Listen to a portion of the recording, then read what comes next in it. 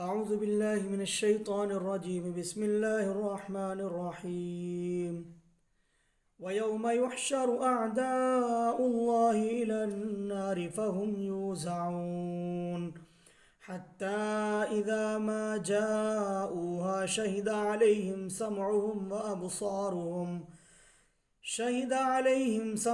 وأبصارهم وجلودهم بما كانوا يعملون. وقالوا لجلودهم لم شهدتم علينا قالوا أنطقنا الله الذي أنطق كل شيء وهو خلقكم أول مرة وإليه ترجعون. وما كنتم تستترون أن يشهد عليكم سمعكم ولا أبصاركم ولا جنودكم ولكن ظننتم أن الله لا يعلم كثيرا مما تعملون.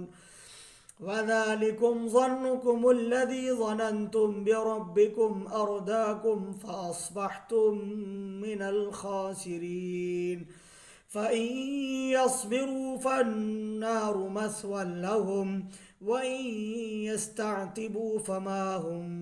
من المعتبين. وقيضنا لهم قرناء فزينوا لهم ما بين أيديهم وما خلفهم وحق عليهم القول في قد خلت من قبلهم من الجن والإنس إنهم كانوا خاسرين. صدق اللہ مولانا العظیم. سورہ حامیم السجدہ، جس کا دوسرا نام سورہ فصلت بھی ہے، اس کا یہ تیسرا رکوع ہے. آیت نمبر 19 سے اور 32 تک یہاں پر تشریح پیش کی جائے گی اور اس درس میں اس کے تعلق سے گفتگو کی جائے گی. اللہ سبحانہ و تعالیٰ نے ذکر فرمایا گزشتہ آیات میں کہ کس طرح سے قوم عاد و سمود کو ہلاک و برباد کیا گیا، تباہ کیا گیا، صرف ان کی منمانی کی وجہ سے کہ بغیر علم کے وہ اپنی مرضی سے اور اپنی خواہش سے سارے اعمال کیا کرتے تھے. اور ایک وقت ایسا آیا کہ انہوں نے اعلان کر دیا کہ تم اپنی راہ پر، ہم اپنے راہ پر. نبی اور رسول کو بھی انہوں نے کچھ نہیں سمجھا بلکہ اس کی تکذیب کی، ان کو جھٹلا دیا. تو اللہ سبحانہ و تعالیٰ نے ان کی گرفت فرمائی اور ان کو سخت سے سخت عذاب کے اندر مبتلا کر دیا گیا، اور وہ مقام عبرت بنا دیا گیا آئندہ آنے والی قوموں کے لیے کہ جو لوگ ان کے نقش قدم پر چلیں گے ان کے ساتھ بھی اللہ رب العالمین کی جانب سے یہی انجام ہوگا، اور اسی حشر تک وہ پہنچیں گے، اور اسی طرح سے اللہ سبحانہ و تعالیٰ ان کے ساتھ بھی معاملہ فرمائیں گے. مذکور آیات جن کی تلاوت کی گئی ہے، اس میں اللہ پاک نے فرمایا وَيَوْمَ يُحْشَرُ أَعْدَاءُ اللَّهِ إِلَى النَّارِ فَهُمْ يُوزَعُونَ، اور جس دن جمع ہوں گے دشمن اللہ کے دوزخ پر، فَهُمْ يُوزَعُونَ، پھر ان کی جماعتیں بنائی جائیں گی، ان کی ٹکڑیاں بنائی جائیں گی. جو جہنمی لوگ ہوں گے جن کے بارے میں فیصلہ ہو چکا ہوگا جہنم کا، گروہ در گروہ ہوں گے، وہ جماعتیں ہوں گی ان کی. حَتَّى إِذَا مَا جَاءُوهَا شَهِدَ عَلَيْهِمْ سَمْعُهُمْ وَأَبْصَارُهُمْ وَجُلُودُهُمْ بما كانوا يعملون، یہاں تک کہ جب پہنچیں اس پر کہ اللہ سبحانہ و تعالی گواہ بنا دیں گے ان کی سماعتوں کو، ان کے کانوں کو اور ان کی آنکھوں کو اور ان کی چمڑیوں کو یعنی کھالوں کو، بما كانوا يعملون، جو کچھ وہ کیا کرتے تھے. وقالوا لجلودهم لما شهدتم علينا، اور وہ کہیں گے اپنے چمڑوں اور اپنی کھالوں سے کہ تم بتلاؤ کہ تم نے ہمارے خلاف گواہی کیوں دی. شہیدہ علی کے معنی آتے ہیں خلاف گواہی دینا، مخالفت میں گواہی دینا. تو یہاں قرآن کریم نے دونوں جگہ استعمال فرمایا اذا ما جاؤها شہد علیہم سمعهم، ان کی سماعتیں اور ان کے کان ان کے خلاف گواہی دیں گے، اور پھر جب وہ پوچھیں گے لما شہدتم علینا، تم نے ہمارے خلاف گواہی کیوں دی. تو یہ انسان کے اعضاء و جوارح گواہی دیں گے. ایک وقت آئے گا کہ انسان کے منہ پر مہر لگا دی جائے گی اور پھر اس کے اعضائے جسمانی گواہ دیں گے۔ ایک روایت کے اندر آتا ہے، مسلم شریف کی روایت ہے، حضرت انس رضی اللہ عنہ روایت کرتے ہیں کہ ایک دن اللہ کے نبی صلی اللہ علیہ وسلم کی مجلس میں ہم سب بیٹھے ہوئے تھے، حضور پاک علیہ الصلوۃ والسلام کو ہنسی آ گئی۔ آپ صلی اللہ علیہ وسلم نے پوچھا کہ لوگو تم جانتے ہو مجھے ہنسی کیوں آئی ہے؟ ہم نے عرض کیا کہ اللہ اور اس کے رسول ہی زیادہ جانتے ہیں، اس کے تعلق سے ہمیں علم نہیں ہے۔ آپ علیہ الصلوۃ والسلام نے فرمایا کہ مجھے ہنسی اس لیے آ گئی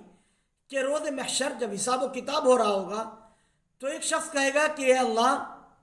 کیا آپ نے مجھے دنیا میں ظلم سے محفوظ نہیں فرمایا؟ اللہ پاک فرمائیں گے کہ ہاں، کیوں نہیں، ظلم سے میں نے امان دی تھی۔ تو وہ عرض کرے گا کہ اے اللہ، میں کسی خارجی گواہ کی گواہی کو اپنے لیے معتبر نہیں مانتا ہوں، بلکہ کوئی داخلی گواہ جو میرے جسم سے گواہی دے سکے کہ میں نے کیا کیا ہے، میں اس کی گواہی مان لوں گا۔ اللہ پاک فرمائیں گے کہ بہتر ہے، اللہ کی طرف سے اعلان کر دیا جائے گا، اور اللہ پاک فرمائیں کفا بنفسک علیک اليوم حسیبا، چنانچہ اس کے منہ پر مہر لگا دی جائے گی اور اس کے جسم کے اعضاء کو حکم ہوگا کہ وہ بولیں، وہ گواہی دیں۔ چنانچہ روایت کے اندر آتا ہے کہ انسان کے جسم کے اعضاء سب کے سب گواہی دیں گے، گوشت گواہی دیں گے، ہڈیاں گواہی دیں گی، ران گواہی دے گی۔ اس طرح سے الگ الگ بھی اعضاء جسمانی کے سلسلے میں روایات کے اندر الفاظ ملتے ہیں۔ یہاں پر خاص طور سے قرآن کریم نے ذکر کیا کہ ان کی سماعتیں اور ان کی بصارتیں اور ان کی کھالیں گواہی دیں گی۔ بہرحال جب وہ گواہی ہوگی وہاں پر تو پھر اللہ سبحانہ و تعالیٰ اس کے منہ کی مہر ہٹا دیں گے اور پھر منہ کو بولنے کی طاقت عطا ہوگی۔ تو وہ شخص لعن طعن کرے گا اور یہ کہے گا کہ تم غارت ہو جاؤ، تمہاری بربادی ہو، تمہارے مزے کے لیے میں نے ساری برائیاں کی تھیں، یہ سارے اعمال تمہارے مزے کے لیے، یعنی اعضائے جسمانی کے لیے میں نے یہ سارے کے سارے اعمال کیے تھے، اور تم آج میرے خلاف گواہ بن کر کے کھڑے ہوئے، تم میرے خلاف گواہی دے رہے ہو۔ یہ وہ منظر ہے جس کو قرآن کریم نے یہاں پر کھینچا ہے کہ وہ کہیں گے وَقَالُوا لِجُلُودِهِمْ لِمَ شَهِدتُّمْ عَلَيْنَا، وہ اپنی کھالوں سے کہیں گے کہ تم نے ہمارے خلاف گواہی کیوں دی ہے۔ تو کھالے اور انسان کا جسم وہاں پر اللہ کی اطاعت اور اللہ کی فرما برداری ہوگی، وہاں پر اللہ کی حکم سے اعراض نہیں ہوگا، کسی طرح کی کوئی روگردانی نہیں ہوگی۔ وہ کہیں گے قالوا انطقنا اللہ الذی انطق کل شیء، ہمیں اس اللہ نے قوت گویائی عطا فرمائی ہے جس اللہ نے ہر چیز کو قوت گویائی عطا کی ہے، جس اللہ نے ہر چیز کو بولنے کی طاقت عطا کی، اس اللہ نے ہمیں بولنے کی طاقت عطا کی ہے تو ہم بول دیے۔ وَهُوَ خَلَقَكُمْ أَوَّلَ مَرَّةٍ وَإِلَيْهِ تُرْجَعُونَ، اور اول مرتبہ یعنی پہلی بار اللہ سبحانہ و تعالی نے تم کو بھی پیدا کیا ہے، وَإِلَيْهِ تُرْجَعُونَ، پھر کر کے تم اسی کی طرف جاتے ہو، اسی کی طرف پھرنا ہے، پلٹ کر کے اللہ ہی کی طرف جانا ہے۔ وَمَا كُنْتُمْ تَسْتَتِرُونَ أَن يَشْهَدَ عَلَيْكُمْ سَمْعُكُمْ وَلَا أَبْصَارُكُمْ وَلَا جُلُودُكُمْ وَلَكِنْ ظَنَنْتُمْ أَنَّ اللَّهَ لَا يَعْلَمُ كَثِيرًا مِّمَّا تَعْمَلُونَ، اور تم پر وہ نہ کرتے تھے اس بات سے کہ تم کو بتلائیں گے تمہارے کان اور نہ تمہاری آنکھیں اور نہ تمہارے چمڑے، بس تم تو یہ خیال کرتے تھے کہ بے شک اللہ نہیں جانتا ان تمام باتوں کو، زیادہ چیزوں کو جو کچھ تم کرتے ہو۔ تمہارا تو گمان یہ تھا کہ ایسا کہاں ہو جائے گا، تمہارا تو تصور بھی نہیں تھا کہ کھالیں اور نگاہیں اور کان، یہ ساری کی ساری چیزیں اللہ سبحانہ و تعالیٰ کے یہاں کھڑے ہو کر کے گواہی بھی دے دیں گے۔ تمہارا تو تصور نہیں تھا، تمہارا تو گمان اور تمہارا تو خیال نہیں تھا۔ تم تو یہ جانتے تھے کہ اللہ کو کہاں علم ہے ان چیزوں کا، اللہ ان چیزوں سے کہاں واقف ہے۔ چنانچہ فلسفہ، علم فلسفہ کے اندر بھی جو فلسفی لوگ ہوتے ہیں ان میں بھی ایک تعداد یہ مانتی ہے کہ اللہ جو ہے وہ کلیات کا علم رکھتے ہیں، اللہ کو کلیات کا علم ہے، کلیات سے اللہ سبحانہ و تعالیٰ واقف ہیں، جزیات کی اللہ کو کوئی فکر اور پرواہ نہیں ہوتی ہے، ان کو اللہ سبحانہ و تعالیٰ اس طرف توجہ نہیں کرتے ہیں، جبکہ غلط ہے یہ تصور اور یہ بنیاد بالکل غلط ہے۔ اسلام کی بنیاد اس بات پر ہے کہ اللہ سبحانہ و تعالیٰ کا علم ہر چیز کو محیط ہے، ان اللہ علی کل شیء قدیر، وہ ہر چیز پر قدرت بھی ہے اور وہ ہر چیز کا علم رکھتا ہے، علیم خبیر اس کی صفت ہے۔ اسی طرح سے خائنۃ الاعین کو وہ جانتا ہے اور وما تخفی الصدور سے وہ واقف ہے، یہ اللہ کی صفت ہے۔ ہر چیز سے اللہ سبحانہ و تعالیٰ، کلیات و جزیات، ہر چیز پر اللہ کا علم محیط ہے، وہ ہر چیز کے بارے میں پوچھ تاچھ بھی کرے گا۔ لیکن عام انسان کا گمان اور تمہارا تصور یہ تھا کہ جو کچھ تم کر رہے ہو اس کے بارے میں اللہ نہیں جانتا ہے۔ وَذَلِكَ ظَنُّكُمُ الَّذِي ظَنَنْتُمْ بِرَبِّكُمْ أَرْدَاكُمْ فَأَصْبَحْتُم مِّنَ الْخَاسِرِينَ۔ اور یہ وہی تمہارا گمان اور تمہارا خیال ہے جو تم رکھتے تھے اپنے رب کے حق میں، اپنے رب کے حق میں جو تم گمان رکھتے تھے اسی نے تم کو غارت کیا، پھر آج تم ٹوٹے اور خسارے میں رہ گئے، اسی کی بنا پر تم غارت ہوئے ہو۔ تمہاری جو تباہی اور بربادی مقدر بنی ہے وہ اسی بنا پر کہ تم نے اللہ کو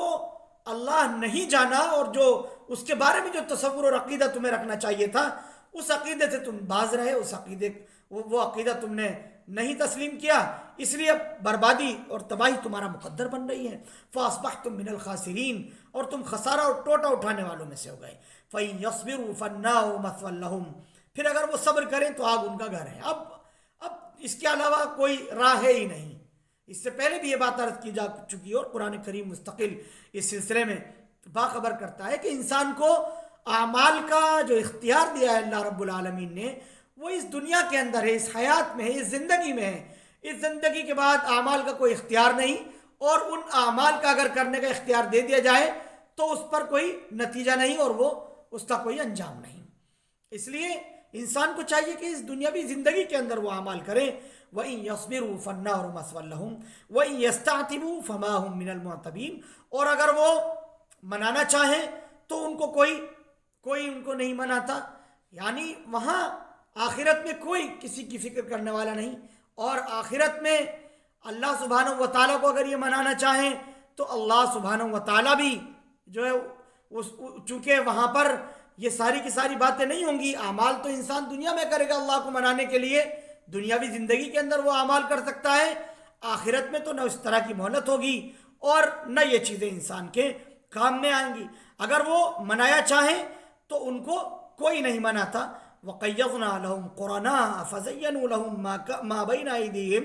وَمَا خَلْفَهُمْ وَحَقَّ عَلَيْهِمُ الْقَوْلُ فِي أُمَمٍ قَدْ خَلَتْ مِن قَبْلِهِم مِّنَ الْجِنِّ وَالْإِنسِ إِنَّهُمْ كَانُوا خَاسِرِينَ، اور لگا دیے ہم نے ان کے پیچھے ساتھ رہنے والے، پھر انہوں نے خوبصورت بنا دیا ان کی آنکھوں میں ان کو جو ان کے آگے ہے اور جو ان کے پیچھے ہے۔ وَحَقَّ عَلَيْهِمُ الْقَوْلُ فِي أُمَمٍ قَدْ خَلَتْ مِن قَبْلِهِم، اور ٹھیک اور حق ثابت ہو چکی ہے، پڑ چکی ہے یہ باتیں ان سے پہلے والی فرقوں پر، پہلے والے فرقوں پر اور پہلی والی امتوں پر جو گزر چکے ہیں ان سے پہلے، جنوں کے اور آدمیوں کے۔ بے شک وہ بھی ٹوٹا اور نقصان اٹھانے والوں میں سے تھے۔ ان کے پیچھے ایسے لوگ لگ گئے، شیطان ان کے پیچھے لگ گیا، اور شیطان ان کو ان کے اعمال کو بھلا اور اچھا دکھانے لگا۔ ان کو یہ سوچتا تھا، یہ محسوس ہوتا تھا کہ ہم جو کچھ کر رہے ہیں وہ اچھا ہے، ہم جو کچھ کر رہے ہیں وہ ٹھیک ہے، وہ ہمارے کام آ جائے گا، اسی سے ہمارا کام بن جائے گا، اسی سے ہمارا کام چل جائے گا۔ چنانچہ اپنے اعمال کو وہ اچھا محسوس کرتے تھے، اچھا تصور کرتے تھے۔ لیکن یہ بات حق ہے کہ ان سے پہلی والی امتوں کے ساتھ بھی یہ معاملہ ہو چکا ہے کہ ان سے پہل کی جو امتیں تھیں انہوں نے اسی طرح کے اعمال کیے، تو وہ ان کا مقدر بھی خسارہ اور نقصان ہوا، ان کو بھی ٹوٹا اٹھانا پڑا، یہ چیزیں ان کے بھی کام نہیں آئیں۔ ظاہر ہے جب ان کے کام نہیں آئیں تو پھر ان کے کیا کام آئیں گی؟ ان کو اسی صف کے اندر شامل اور داخل کر دیا گیا، یہ انہی کے ساتھ شریک ہوں گے، اور ان کے ساتھ بھی وہی انجام ہوگا جو انجام ان سے پہلے والے لوگوں کا ہو چکا ہے۔ وقال الذين كفروا لا تسمعوا لهذا القرآن والغوا فيه لعلكم تغلبون فلنذيقن الذين كفروا عذابا شديدا ولنجزينهم أسوأ الذي كانوا يعملون ذلك جزاء أعداء الله النار لهم فيها دار الخلد جزاء بما كانوا بآياتنا يجحدون وقال الذين كفروا ربنا أرنا الذين أضلانا من الجن والإنس نجعلهما تحت أقدامنا ليكونا من الأسفلين، اور کہنے لگے منکرین جنہوں نے کفر کیا تھا کہ لا تسمعوا لهذا القرآن، اس قرآن کو سننے کے لیے تم اپنے کان نہ دھرو، اس قرآن کو نہ سنو، والغوا فیہ لعلکم تغلبون، اور بک بک کرو، ادھر ادھر کی باتیں کرو اس کے پڑھنے کے وقت میں، شاید کہ تم غالب آ جاؤ۔ قرآن کریم کی تلاوت جب ہو رہی ہوتی تھی تو یہ کفار شور و غل کیا کرتے تھے، شور و غوغا کیا کرتے تھے۔ حضرت ابن عباس رضی اللہ عنہما روایت کرتے ہیں کہ ابو جہل نے لوگوں سے مشورہ کیا تھا اور لوگوں کو اس بات پر آمادہ کیا تھا کہ محمد رسول اللہ صلی اللہ علیہ وسلم جب قرآن کریم کی تلاوت کیا کریں تو تم خوب شور و غل کیا کرو، تالیاں بجایا کرو، زور زور کی طرح طرح کی آوازیں نکالا کرو، تاکہ یہ خود تھک جائیں اور لوگوں کو پتہ نہ چل سکے کہ یہ کیا پڑھ رہے ہیں اور کیا تلاوت کر رہے ہیں۔ ظاہر ہے کہ ان کو اس بات کا علم نہیں تھا کہ قرآن کریم اللہ کا کلام ہے اور وہ حق ہے اور اس کی حقانیت ثابت ہو کر کے رہے گی اور ساری دنیا اس کو مان کر کے رہے گی، اس کو تسلیم کرے گی۔ چنانچہ یہ سیٹیاں بجاتے تھے، تالیاں بجاتے تھے، طرح طرح کی آوازیں نکالا کرتے تھے، اور ان کا گمان تھا وَأَلْغَوْا فِيهِ لَعَلَّكُمْ تَغْلِبُونَ، اور بک بک کیا کرو جب وہ پڑھا جا رہا ہو تاکہ تم غالب آ جاؤ، شاید تم غالب آ جاؤ اور تم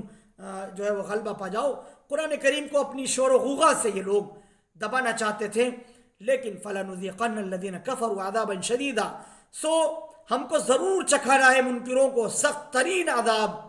وَلَنَجْزِيَنَّهُمْ أَسْوَأَ الَّذِي كَانُوا يَعْمَلُونَ، اور ان کو بدلہ دینا ہے برے برے کاموں کا جو وہ کرتے تھے۔ اب ہم ان کو انجام تک پہنچائیں گے، جو کچھ وہ کر چکے ہیں وہ تو انہوں نے کر لیا، ان کا کام تھا،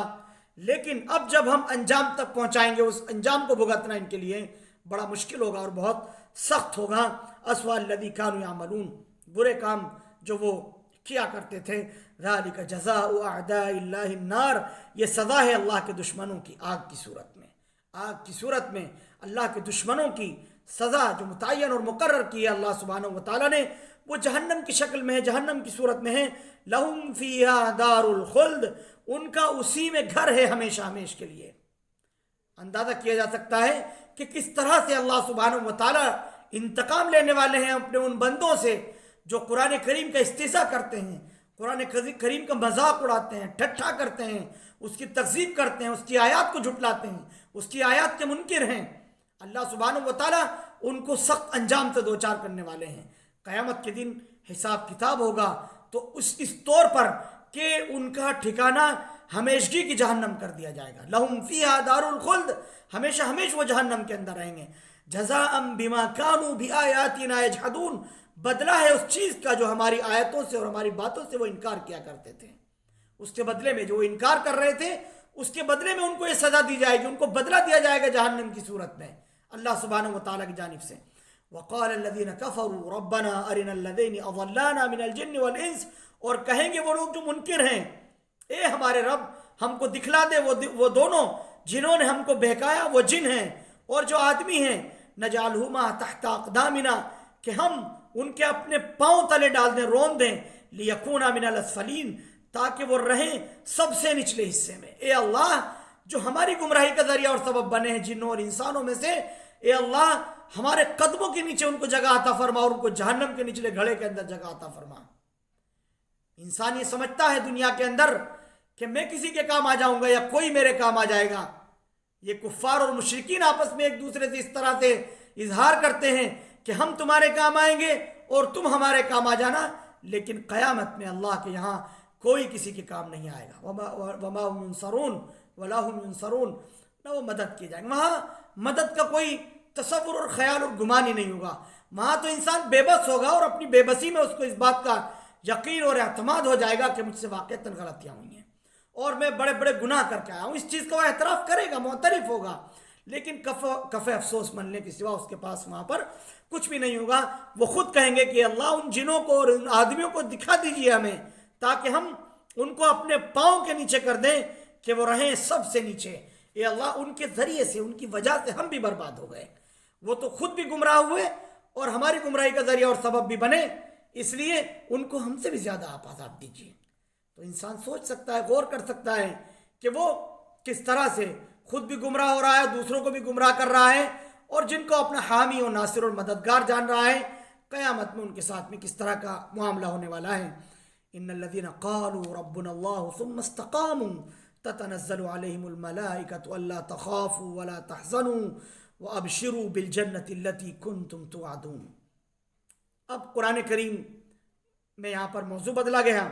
اور ذکر کیا ان لوگوں کا کہ جو ایمان لا رہے ہیں اپنے رب پر، استقامت کے ساتھ جمے ہوئے ہیں،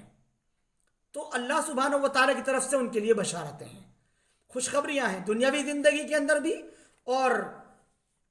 اخروی زندگی کے اندر بھی۔ اللہ سبحانہ و تعالیٰ نے ان کے لیے بہت سے مقامات رکھے ہیں اور بہت سارے اللہ سبحانہ و تعالیٰ نے ان کے لیے بہترین مقامات اور بہترین جو ہے وہ ٹھکانے رکھے ہیں۔ چنانچہ اللہ پاک فرماتا ہے ان الذین قالوا ربنا اللہ، چنانچہ جن لوگوں نے کہا کہ ہمارا رب تو اللہ ہے، ثم استقاموا، پھر اس پر وہ جمے رہے اور ڈٹے رہے، قائم رہے، تتنزل علیہم الملائکہ، ان پر اترتے ہیں فرشتے، کیا کہتے ہیں؟ اللہ تخافوا ولا تحزنوا، کہ تم نہ ڈرو اور نہ غم کھاؤ، وابشروا بالجنۃ التي کنتم توعدون، اور خوشخبری سنو اس جنت کی جس کا تم سے وعدہ تھا، جس جنت کا تم سے وعدہ کیا گیا تھا، اس جنت پر تم کو پہنچنا ہے، وہ تمہارا مستقر ہے، وہ تمہارا ٹھکانہ ہے، اس کا اللہ سبحانہ و تعالیٰ نے تم سے وعدہ کیا ہے۔ چنانچہ جو لوگ ایمان لا رہے ہیں، ابھی اسلام میں کا ابتدائی دور ہے، ابھی آغاز ہے، بہت کم لوگ ہیں جو دائرہ اسلام میں آئے ہیں، جو اسلام قبول کر لیتا ہے اس کو ستایا جاتا ہے، پریشان کیا جاتا ہے، اذیتیں دی جاتی ہیں، گھر خاندان چھڑوایا جا رہا ہے، اور عزت و ناموس کو بٹا لگایا جا رہا ہے، اسی طرح سے عزت و آبرو ان کی تار تار کی جا رہی ہے، طرح طرح کی اذیتیں اور پریشانیاں ان کو جھیلنا پڑ رہی ہیں، لیکن اس کے باوجود وہ مستقیم ہیں اور ایمان پر جمے ہوئے ہیں، ڈٹے ہوئے ہیں، اسلامی سرحدوں کی حفاظت کے طور پر وہ اپنے ایمان کو محفوظ رکھے ہوئے ہیں۔ ان کے لیے بشارت ہے، ان کے لیے خوشخبری ہے، وَأَبْشِرُوا بِالْجَنَّةِ الَّتِي كُنْتُمْ تُوعَدُونَ، اور خوشخبری سن لو اس جنت کی جس کا تم سے